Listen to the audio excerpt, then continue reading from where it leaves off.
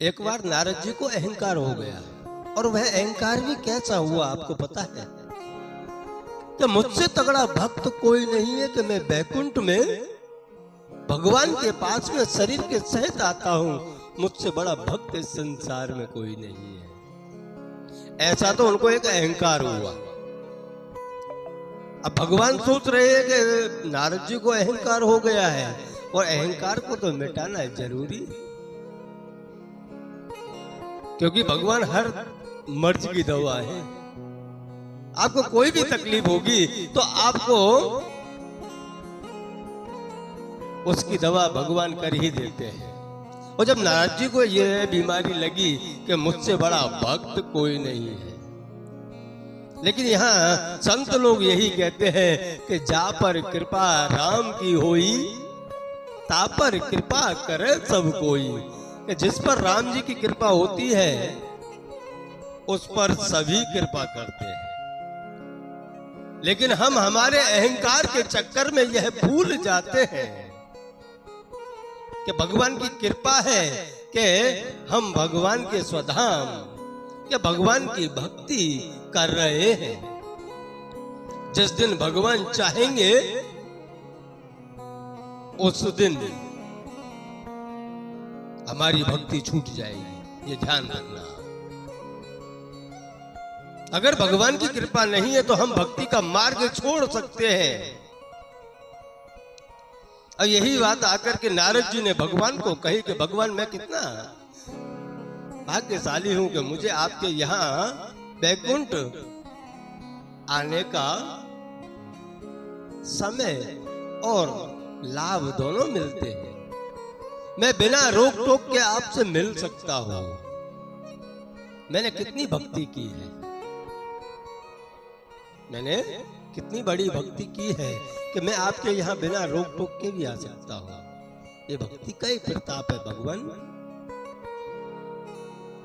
भगवान ने कहा कि एक काम करो नारद जी, मैं आपको एक चीज देता हूं और आप खाली एक परिक्रमा लगा करके आइए।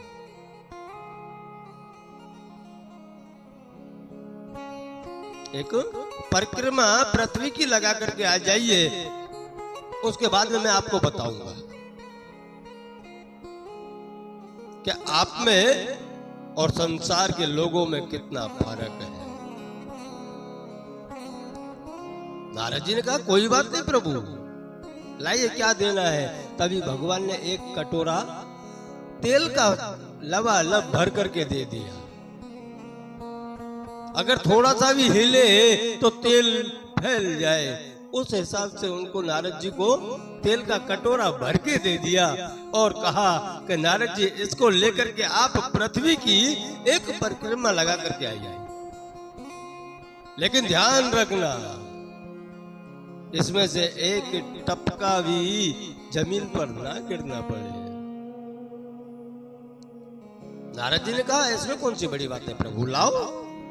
नारद जी दोनों हाथों में पकड़ के कटोरे को और पृथ्वी की परिक्रमा लगाने के लिए गए हैं। अब जब कटोरा हाथ में है और पृथ्वी की परिक्रमा लगा रहे हैं तो ध्यान खाली कटोरे के ऊपर ही है, इधर उधर नहीं है, क्योंकि भगवान ने कहा है इसमें से एक टपका भी नहीं गिरना चाहिए। इसलिए पूरी पृथ्वी की परिक्रमा लगा के नारद जी जब बैकुंठ आए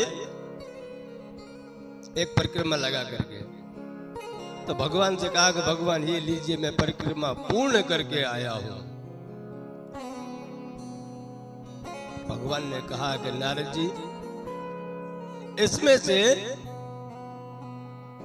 कहीं गिरा तो नहीं? कि नहीं प्रभु मैंने खूब ध्यान रखा है, इसमें से कुछ भी नहीं गिरने दिया, मैंने एक टपका तक नहीं गिरने दिया, बहुत ध्यान रखा है। तब भगवान ने नारद जी से खाली इतना पूछा, नारद जी आप कटोरा लेकर के यहां से गए?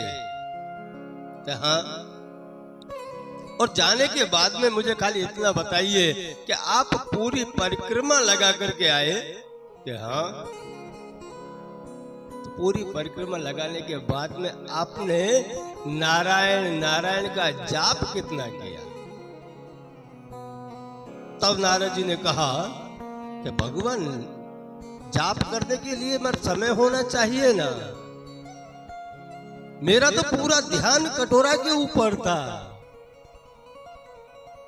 मुझे समय ही नहीं मिला आपके नारायण नारायण का जाप करने का।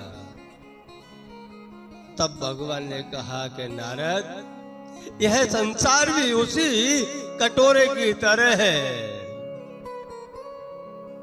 आप तो खाली एक चक्कर लगाने में मेरा नाम लेना भूल गए, लेकिन ये संसार के जीव 84 लाख का चक्कर लगाते हैं, तो इनको मैं कैसे याद आ सकता हूं? हाँ, जिसके ऊपर मेरी पूर्ण कृपा हो जाए वही मुझे याद कर सकता है, वही मेरी शरण में आ सकता है।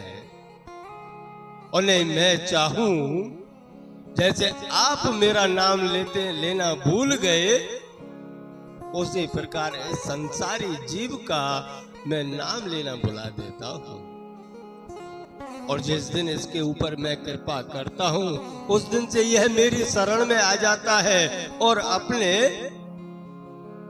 भव बंधन के इस चक्कर को काट लेता है।